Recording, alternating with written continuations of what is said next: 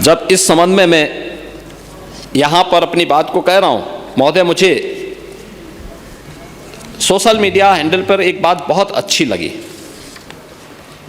एक सज्जन ने इस बात को कहा और उसने जो लोग महाकुंभ का विरोध कर रहे थे उनके बारे में उसने बहुत सटीक टिप्पणी की। उन्होंने कहा कि पिछले 1.5 महीने में आप वामपंथियों, समाजवादियों की बाल खगाल लीजिए, महाकुंभ को लेकर के विश्व भ्रमण के अलावा कुछ नहीं दिखेगा। गंदगी, अव्यवस्था, पर्यटकों की परेशानी के अलावा इनकी बजबजाती वाल पर दूसरी कुछ भी नहीं मिलेगा। लेकिन इन सब से इतर धरातल पर इनकी बजबजाती विचारधारा का कोई असर नहीं है। हज के दौरान अव्यवस्था से होने वाली सैकड़ों मौतों पर चुप्पी साध जाने वाले भारत के वामपंथी सेकुलर स्कॉलर महाकुंभ की भव्यता पर उल्टी करते नजर आए हैं। हर बार इनकी कोशिश महाकुंभ को बदनाम करने और फेल करने की रही, लेकिन ऐसे तमाम लोगों की मंशा को दरकिनार करते हुए करोड़ों लोगों ने आस्था की डुबकी लगा करके इनके जले पर नमक छिड़कने का ही काम किया। उन्होंने आगे लिखा है कि महाकुंभ के दौरान दुखद हादसा हुआ, इसके बाद भी आस्था और विश्वास तमाम परेशानियों पर भारी पड़ी। तीर्थयात्री समस्त परेशानियों और मुश्किलों का पहाड़ चढ़कर भी प्रयागराज महाकुंभ पहुंचे, वहां से स्नान कर खुशी खुशी वापस लौटे। रिश्तों के जटिल समीकरण का परिभाषा गढ़ता महाकुंभ अब समारोह की ओर है, लेकिन यहां से निकला संदेश हर सनातन के मन में अमिट छाप छोड़ गया है, जो वर्षों तक लोगों की बदकही और कहानियों में जीवंत रहेगा। हर तरफ अपनी मां और बुजुर्गों को महाकुंभ में अनाथ छोड़ देने वाले बेटे रहे हों, तो दूसरी तरफ अपनी सास को पीठ पर उठाकर कुंभ स्नान कराने वाली बहू भी रही है।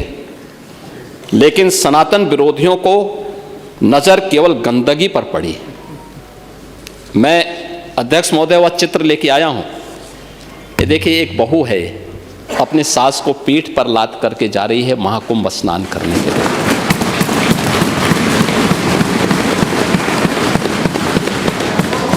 यही नहीं, आगे एक और बात कहते हैं। किसी ने सच कहा कि महाकुंभ में जिसने जो तलाशा उसको वह मिला। गिद्धों को केवल लाश मिली, सूअरों को गंदगी मिली, संवेदनशील लोगों को रिश्तों की खूबसूरत तस्वीर मिली, आस्थावानों को पुण्य मिला, सज्जनों को सज्जनता मिली, गरीबों को रोजगार मिला, अमीरों को धंधा मिला, श्रद्धालुओं को साफ सुथरी व्यवस्था मिली, पर्यटकों को अव्यवस्था मिली, सद्भावना वाले लोगों को जाति रहित व्यवस्था मिली, भक्तों को भगवान मिले। मतलब सबने अपने स्वभाव और चरित्र के अनुसार चीजों को देखा है। एक ही घाट पर सभी जाति वर्ग के तीर्थयात्री स्नानार्थी बिना किसी भेदभाव के नहाते रहे। सनातन की सुंदरता आखिर समाजवादी और वामपंथियों को कैसे नजर आएगी? लेकिन इनके द्वारा लगातार किए जाने वाले प्रश्न इनकी नियत को ही संदेह के दायरे में खड़ी करती है। महोदय, ये टिप्पणी अचानक नहीं है। ये टिप्पणी भारत की टिप्पणी है, भारत की भावनाओं की टिप्पणी है। और जो स्वयं कुछ कर नहीं सकते थे, जिन लोगों ने अपने समय में इस पूरे आयोजन को अव्यवस्था और भ्रष्टाचार का शिकार बनाया था, आज वे महाकुंभ पर इस प्रकार की टिप्पणी करके भारत की भावनाओं के साथ ही खिलवाड़ करने का काम कर रहे हैं।